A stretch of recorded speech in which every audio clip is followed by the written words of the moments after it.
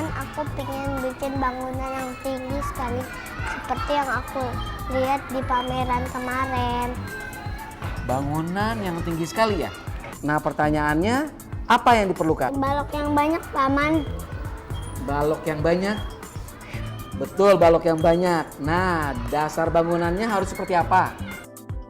Kecil. Coba, Arya coba yang kecil.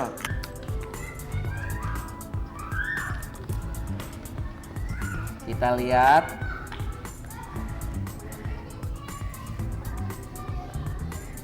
Ya, roboh. Roboh kan? Ya, sekarang coba cara yang lain. Coba. Aku mau coba yang besar. Ya, coba kamu coba.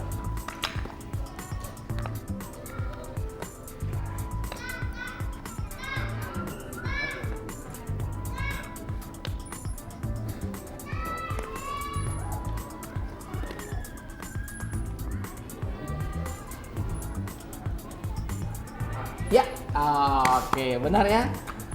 Jadi untuk membuat bangunan yang tinggi, dasarnya harus yang bagaimana? Kokoh. Harus yang kokoh. Nah, supaya kokoh baloknya harus? Besar. Iya, hebat ya kalian ya. Mudah belajar dari kegagalan. Nah, itu adalah ciri-ciri dari peneliti ulung. Ya, kita main lagi yuk. Coba atur lagi. Kamu main lagi. Coba diatur lagi. Nah, sekarang kamu coba. Ayah, bunda, dan bapak ibu guru tercinta, anak adalah pembelajar yang cepat dan rasa ingin tahu mereka begitu tinggi. Bahkan terkadang sebagai orang tua dan juga para pengajar dibuat kewalahan untuk menjawab pertanyaannya.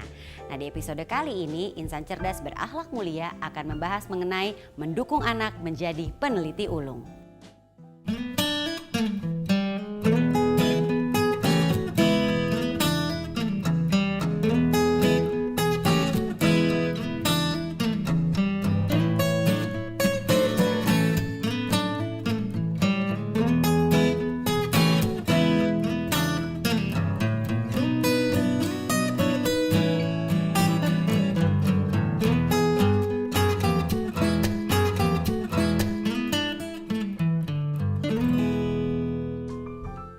Baiklah ayah, bunda, dan bapak ibu guru tercinta, bersama saya sudah hadir seorang pakar. Beliau adalah Ibu Aris Susanti Kurniawati dan beliau merupakan perwakilan dari tim Litbang PAUD Jakarta. Apa kabar Ibu Aris? Alhamdulillah baik. Iya, senang sekali Ibu Aris bisa bergabung bersama saya di sini. Saya pertama-tama akan langsung bertanya sama Ibu Aris mengenai istilah anak sebagai peneliti ulung. Itu artinya apa ya Ibu? Anak sebagai peneliti ulung Ya. artinya anak yang rasa ingin tahunya sangat besar, kreativitasnya tinggi, senang bereksplorasi, senang bereksperimen untuk mengetahui lingkungannya, segala sesuatu yang ada di lingkungan dia. Nah, sejak kapan seorang anak ini mulai meneliti lingkungannya Bu?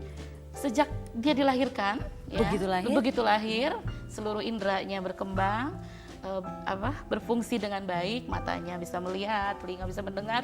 Salah satu contohnya pada saat proses inisiasi dini, ya, di mana seorang anak sudah mulai meneliti ya.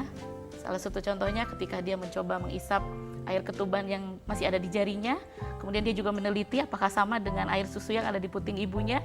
Dia cek and recheck sampai akhirnya dia menemukan, oh ini dia sumber makanan pertamaku. Gitu. Oh, dari situ awalnya. Betul, ya. iya. Sejak itu semakin berkembang ya kemampuan iya. untuk menelitinya. Betul. Ibu, saya punya pertanyaan. Di saat anak saya usianya 2 tahun sudah mulai lancar berbicara, itu anak saya tuh sering sekali nanya, banyak sekali pertanyaannya.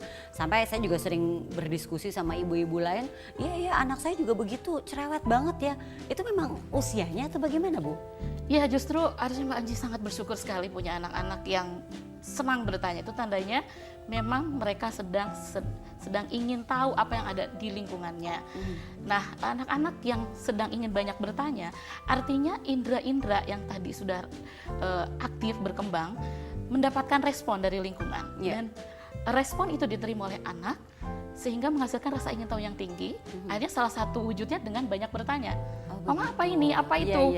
Dan mereka tidak akan berhenti sampai mereka puas atau sampai mereka menemukan, oh jadi ini ya gelas itu, oh jadi ini ya burung itu, oh jadi ini ya kursi itu. Makanya apapun hal yang menurut kita itu sepele, sederhana, dia akan akan tanya karena itu mungkin Ya. buat dia pengetahuan baru atau dia sedang mengembangkan pengetahuan yang sudah dimilikinya. Nah, kita sebagai orang tua harus bagaimana di saat anak itu bertanya terus harus Iya. menjawab dengan Oke. benar atau disesuaikan dengan usianya, atau kadang-kadang kita suka mendengar jawaban yang asal tuh.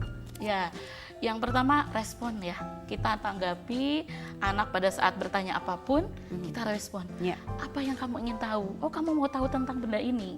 Direspon dulu. Direspon, kemudian baru kita tanya balik dulu kepada anak. Ya, kamu sudah tahu benda ini? Kadang-kadang anak juga suka tes ya. Ya. Tes kepada kita orang tua atau guru. Ini apa Bu Guru? Menurutmu apa? Nggak tahu. Anak akan jujur kalau dia memang belum tahu. Baru kita akan katakan, ini gelas. Gitu. Jadi kita respon baru kita berikan jawaban kepada dia dan jawabannya harus benar sesuai dengan apa yang sesungguhnya. Dan kalau Iya. kita tidak tahu, misalnya belum tahu, kita sebagai orang tua, sebagai guru belum tahu, wah pertanyaanmu bagus sekali. Ya. Bu Guru juga baru tahu tuh tentang itu. Bagaimana kalau kita cari tahu bersama-sama? Jadi sebenarnya labeling cerewet itu orang dewasa yang memberikan. Iya. Karena apa? Ketidaktahuan orang dewasa bagaimana menanggapi sifat ingin tahu anak yang sangat besar itu. Jadi kuncinya di saat anak bertanya, walaupun mungkin sebagai orang tua kita nggak tahu jawabannya, kita harus merespon terlebih Betul, dahulu. respon. Nah itu dia tuh pemirsa, ayah bunda, bapak ibu guru tercinta.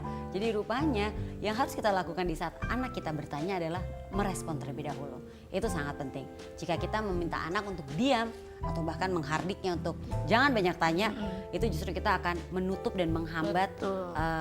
kemampuannya dia Iya, dan juga betul. kepintarannya dia. Betul. Semakin seru obrolan kita, nanti akan kita lanjutkan lagi Ibu Aris. Pemirsa jangan kemana-mana, kita akan kembali lagi tetap di Insan Cerdas Berakhlak Mulia.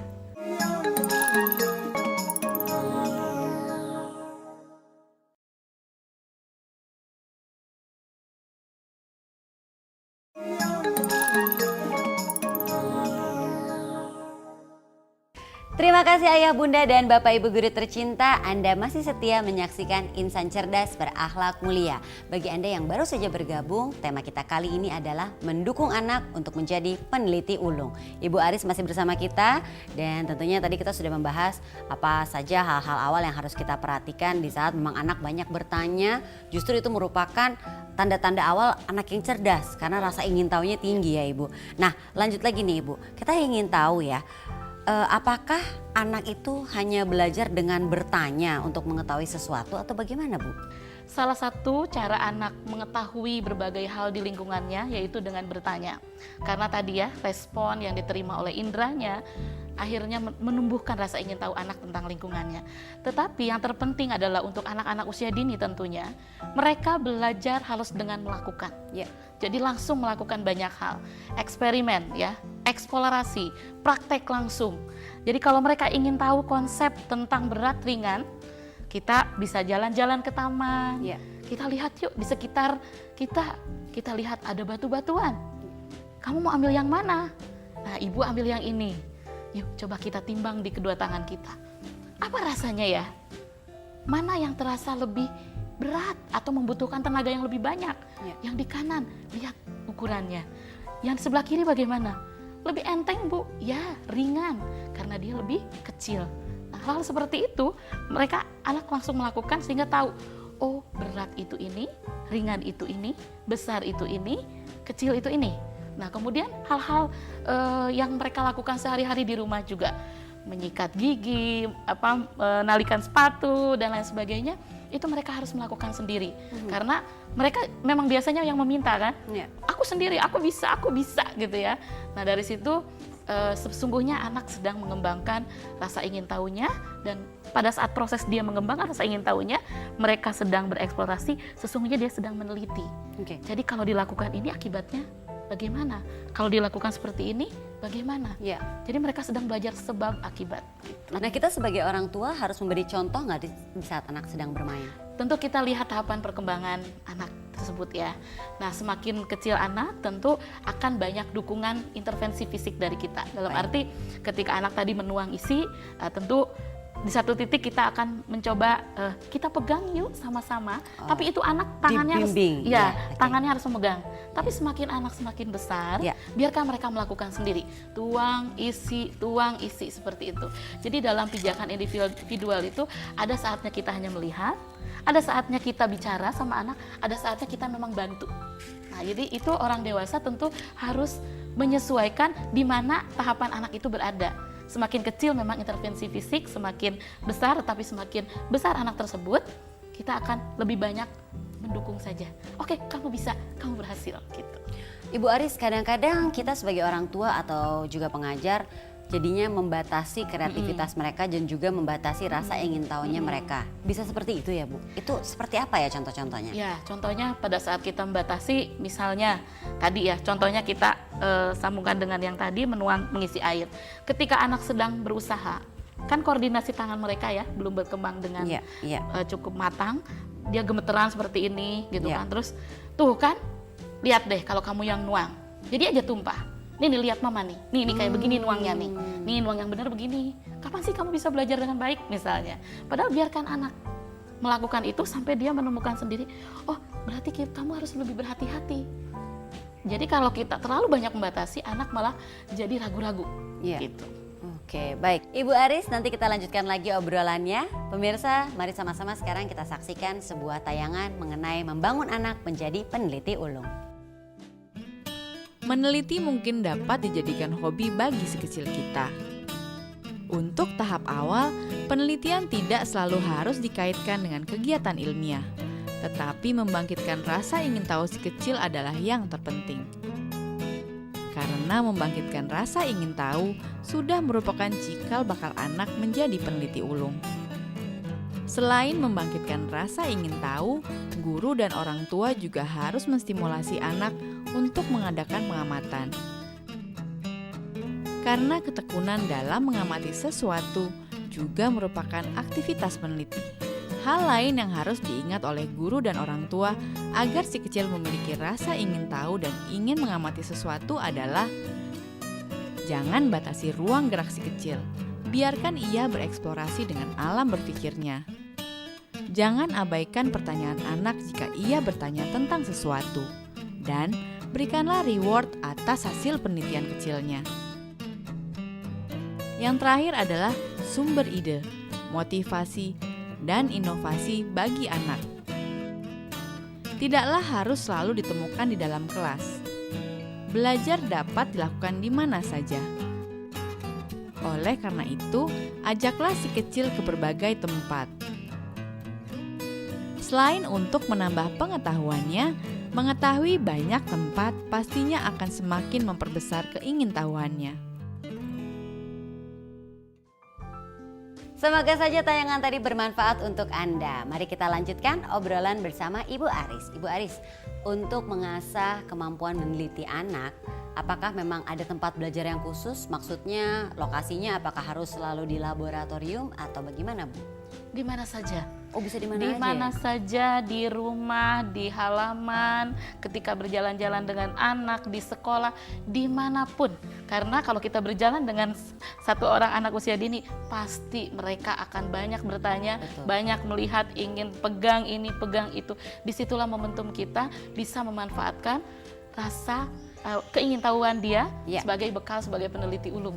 Jadi jangan sampai tempat atau lokasi juga membatasi Iya, ya? betul. Apapun, karena anak-anak kan akan bertanya ya. Iya. Pas bunga ini apa Ma? Iya. Kok begini daunnya? Iya. Kok mejanya seperti ini? Kok beda dengan yang di rumah?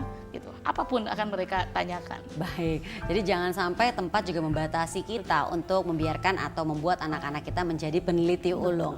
Baik Ibu Aris, nanti kita lanjutkan lagi. Sekarang ini kita akan istirahat dulu sejenak. Jangan kemana-mana pemirsa, tetaplah di Insan Cerdas Berakhlak Mulia.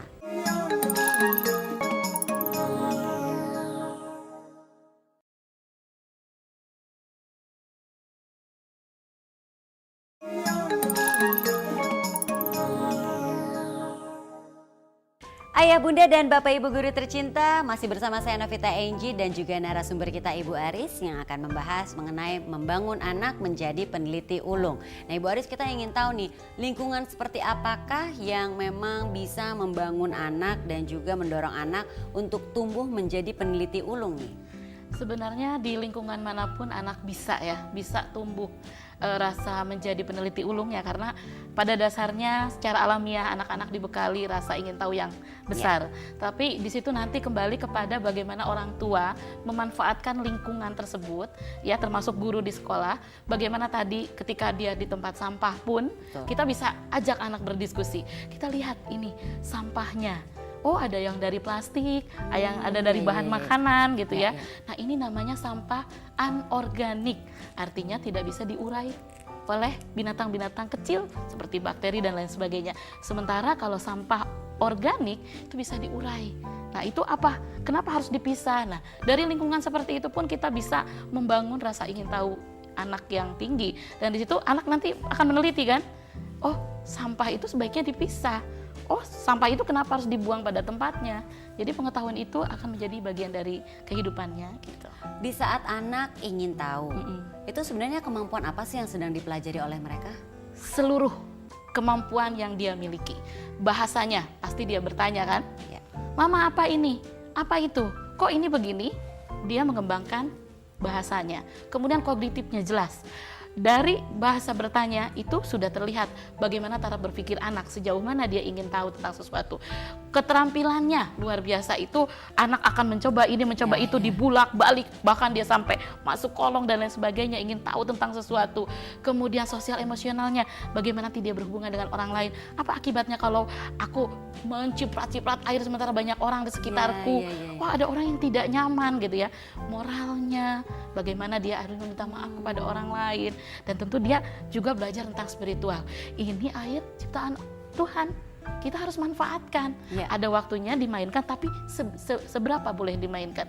Ada waktunya ini gunanya untuk hal-hal tertentu yang bermanfaat buat kita gitu. Baik, Ibu, ini saya juga sudah menyiapkan, bukan saya sih, pemirsa sudah menyiapkan sebuah pertanyaan yang sudah siap ditanyakan. Ini dia pertanyaannya.